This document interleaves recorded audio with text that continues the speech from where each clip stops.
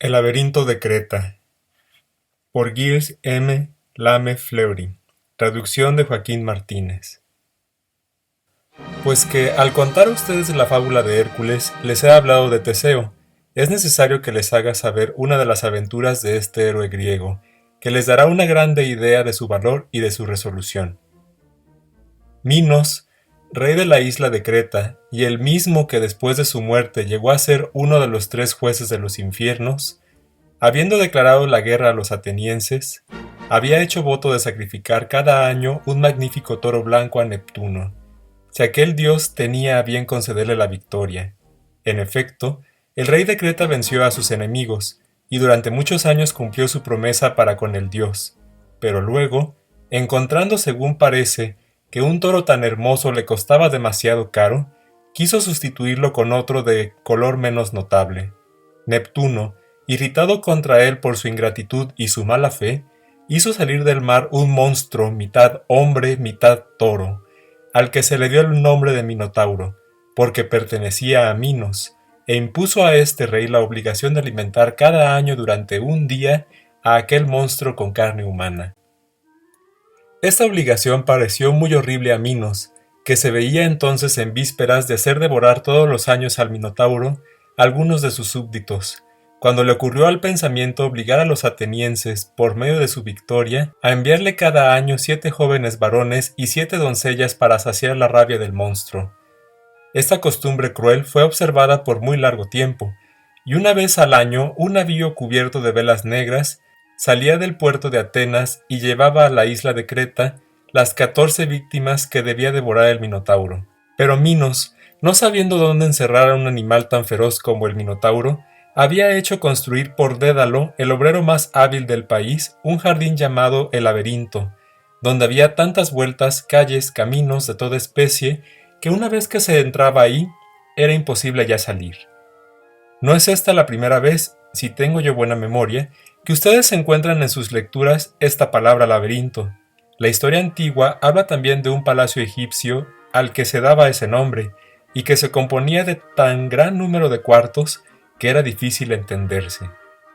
Sea como fuere, el laberinto de Creta, donde estaba encerrado el Minotauro, había sido trazado con tanto arte que Dédalo mismo, que lo había construido con ayuda de su hijo Ícaro, no encontró otro modo de salir de él, sino fabricar para Ícaro y para sí mismo unas alas de plumas de aves, pegadas con cera, con las que se elevaron en el aire y se escaparon así de la isla de Creta, temiendo que Minos los encerraran de nuevo en el laberinto.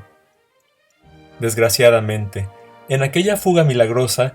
el joven Ícaro, habiendo tenido la imprudencia de acercarse demasiado al sol para contemplarlo a su gusto, la cera con que estaban pegadas las plumas de sus alas se derritió con el calor de aquel astro, y el imprudente cayó en el mar, que desde aquel tiempo recibió el nombre de Mar de Ícaro.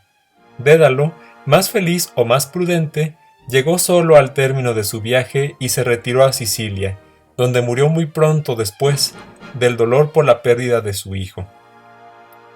Sin duda, no necesito hacer notar a ustedes que esta fábula de Ícaro es como la de Faetonte, una lección útil para los que tienen el orgullo de elevarse más alto de lo que deben.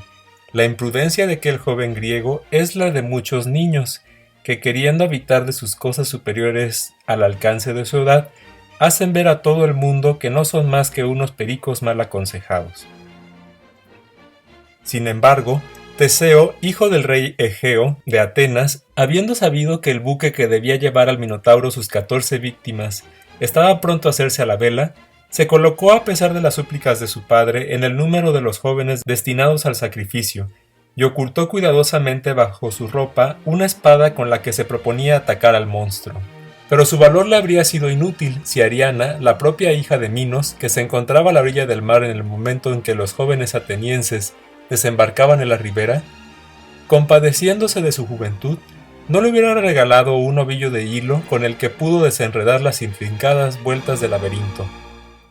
Ese precioso hilo fue en manos de Teseo, causa de la salvación de sus compañeros y de la muerte del Minotauro, pues luego que el héroe vio al monstruo, se precipitó contra él y lo atravesó de 1000 estocadas después, con la ayuda del hilo de Ariana, que él había tenido que atar a la puerta del laberinto.